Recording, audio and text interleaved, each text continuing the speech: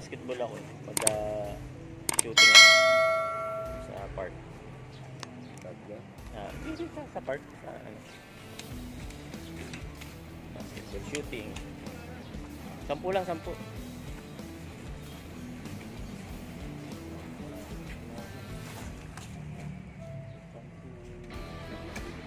Tang?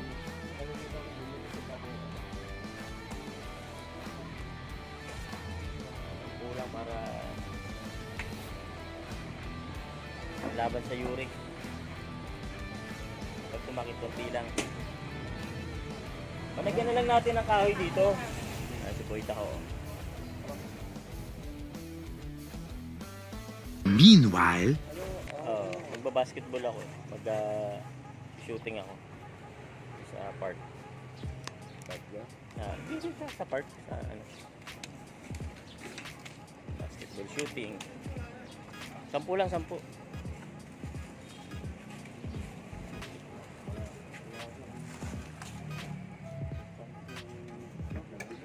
Tang? Nakalimutan ko, bumili ko ako. 10 lang para laban sa Yurik. Pag tumakit konti lang.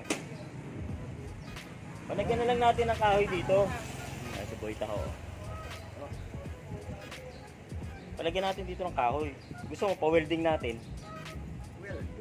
Welding? Saan banda? Dito. Dito. Yung papatungan niya. Yung papatungan niya. Saan dyan? Saan papatungan?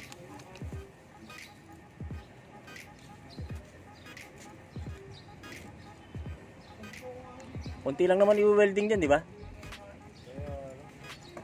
Kaya lagyan mo yung extension sa gilid sa ilalim. No, kunti lang naman i-welding dyan. Isang dangka lang. Okay, dito extension, no? Ay, dito. Ito, dito. Para nakapatong siya dito. Dito, ito. Itong linya na to. Itong linya na to, pag ganun mo. Tapos extension ka lang ng ganun. Yung papatungan lang natin ng styro. Ano yun lang malapa?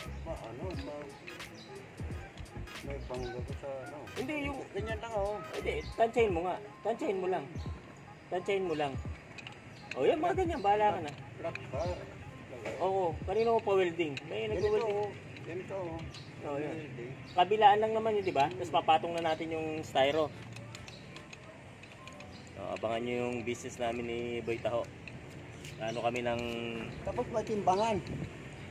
Wala nang timbangan. Naka-plastic lang naman yun. Plastic yung per kilo. Ayos na yun.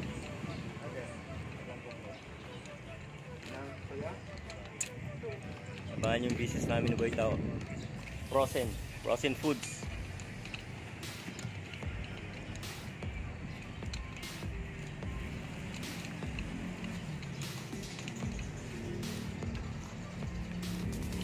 Para habang nag-iikot siya meron tayong extra income kay Boyta ko.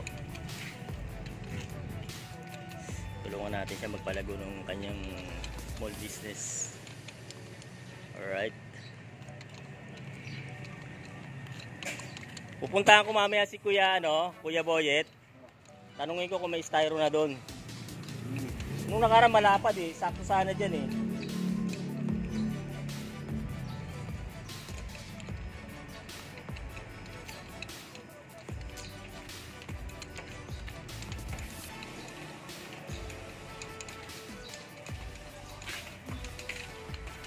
Tapos lalagyan natin dito ng tarpaulin. Papaprint ako kay Kuya Bani. Tarpaulin din sa likod. Tarpaulin sa harap. Ayan. Ay hindi. Kaya lang mayroon ka pala nakalagay dito na ano diyan mo na lang lalagay. Saan? Ayan, pwede. Abangan nyo yung business namin ni Boyta ko. Magsimula kami ng frozen foods. Puro mga ilang kilo, mga 5 kilo, 6 na kilo. Subukan natin tigda 2 kilo muna. Yeah. Pwede. Kasi malaki yung area niya, umiikot siya dito sa mga subdivision So So, Ang extra. luwag. Gusto titindahan ko. Oo, extra income yun. Extra income mga idol. Abangan nyo. Sa Montevilla pa lang. Bago kung mag-eating natin. Hindi, ang gawin natin, di ba, halimbawa, simula tayo ng tigda 2 kilo. Kaya tigda 3. Ngayon, pag ikot mo, naubos yun. Pag may nagtanong sa'yo, kunin mo yung lista. Yung lista, halimbawa, naubos na. Ilista mo lang lahat ng order nila. Kinabukasan, ihatid mo sa akin dito. Yun ang isusupply natin sa kanila. Pero cash basis nga lang tayo. COD tayo. Sabi mo COD tayo. Hindi ako magpaputang. Huwag tayo magpautang kasi paikutin natin yung pondo natin, yung budget natin. Tingnan nyo yung 1,000 namin, naabot ng 1 million yun. Natatawa pa si Boy Tao pero walang imposible. Nagsisimula kami sa maliit. Yan, laki ng area niya. Lahat ng subdivision na iikutan niya.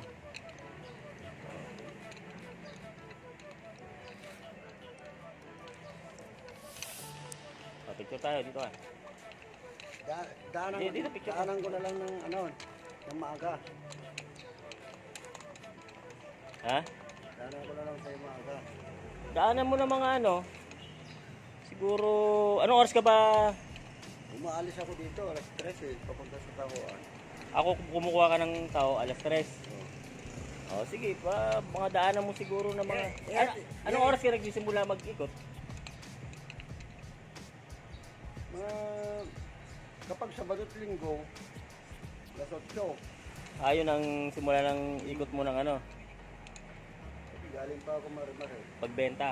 Doon ka kumukuha ng stock mo ng tao sa Marimar. Doon mo na kaya Sabado at Linggo, dali mo sa may gasolinahan. Saan gusto mo na? Dito sa Marimar. Nandun ka ba nun? Sige. Simulan muna natin sa tapos pag Sabado Linggo doon ka. Oo, Ayun. Sabado at Linggo lang. Kasi Oo. dito ako sa school nagsimula. Pag Lunes ang gabi. Anong oras? Alas 6? Ito, Oo. alas 5 na ito. Alas 5 ng umaga. Ayun pala, ang ganda ng oras ni Boy Tao, alas 5 ng umaga. Ayan, iikot na siya. Magbibenta niya yung tao niya. Meron kami ditong frozen foods. Meron kaming smoke longganisa, skin longganisa, tocino. Meron din mga tapa yun.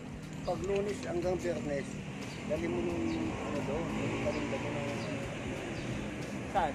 doon sa Sabang Maligaya, dito sa may red flower. Doon ako. Nandoon ka? Hindi. Pagkakuha mo, dalhin mo na dun.